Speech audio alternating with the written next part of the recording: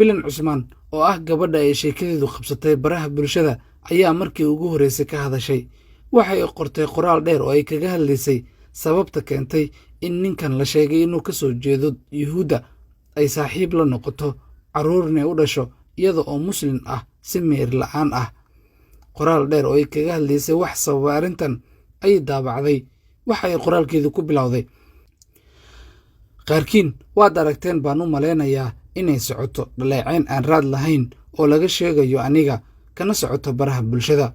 Waxa dhaleecayntaasi iyo eedeyntaasi xunba u ololeynaya mid cunsuriga midigta xagjirka ah ka tirsan. Waa isla ninkii abaabulay in la gubo Qur'aanka Kariimka ah 2 sano ka hor.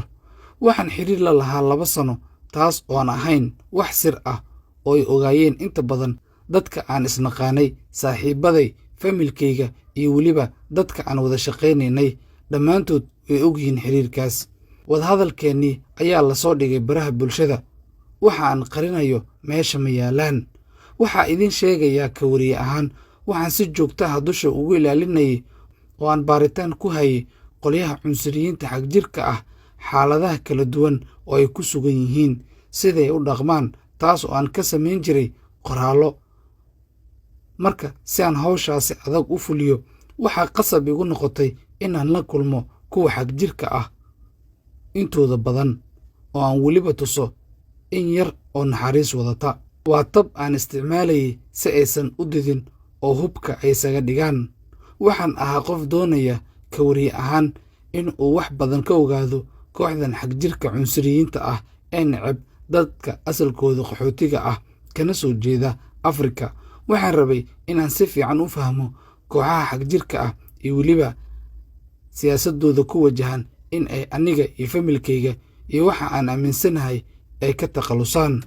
Hawshaas waa mid aad u khatar badan, laakiin anigoo og waxaasoo dhan oo khatar ah ayay u qalantaa hawshaas in aan u galo oo aan khatartaasi wajaho.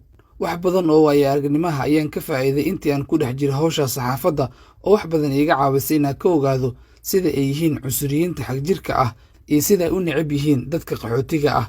Dhowr isbuuc ka hor ayaan galay baraha bulshada, kadib waan ka baxay barihii bulshada kadib markii aan xiriirka u jiray cunsurigii xagjirka ahaa. Taasi waxaa jira kuwa in ay bilaabeen in ay faafiyaan warar been ah oo ay ku doonayaan inay dadka uga dhaadhiciyaan war been ah, taasoo ujeedkeedu ay tahay inay shaki geliyaan dadkii aaminsanaa. Isaga oo yidhi waxa uu ila lahaa xiriir oo aan waxba ka jirin, waa arrin ah waxa uu jeclaan lahaa ayuuna sheegay. Arrintaasi oo aan weligeed dhicin, dadka intooda badanna way ogyihiin. Dadka aan isnaqaano way ogyihiin inuu igu waashay, isoo waco, itusay jacayl. Waxaan u noqday qof u naxariista, laakiin kama jawaabin dareenkiisii ahaa jacaylka. Hadda markii aan gooyay xiriirkiisii, adduunkii ayaa ku soo dumay. Kuwa noocan oo kale ah waa khatar aan kaa dhammaanayn. Waa mid dhaawacan oo qalbi jabsan. Waxa uu sameynayaa wixii uu doonayay inuu abuuro oo shaki ah. Waa dhibaatada haysata uu dareemayo uuna doonayo inay ka dabacdo. Wuxuu isku dayayaa sidii inuu ka tallaabo qof meyd ah oo kale. Taasi weligeed uma suurtagali doonto, sababtoo ah waa qof niyad jabsan oo jahwareersan oo waxba igama tari karo. Waxaan ahay qof furfuran, daacad ah, bini'aadinimo aaminsan. Warku waa intaas, wax aan qariyo ma hayo.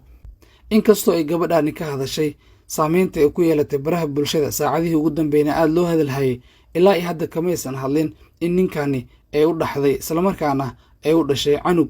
Sidoo kale kamaysan hadlin nooca oo ah xiriirkooda, waxaana isaga uu qiray in 2 sano ay hal guri ku wada noolaayeen, canugna ay u dhashay. Ujeedka ugu weyn uu sidaas u sameeyeen ay ahayd in iyada uu ka salgaaro, isagoo ah qof cunsuri ah uu la noolaado, jacaylna uu ka abuuro qof ka soo horjeeda cunsuriyadda.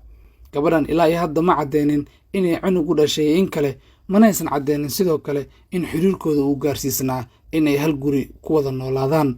Waxaana ay sheegtay in isagu jacayl u soo bandhigtay, laakiin iyaday ka aqbali weysay.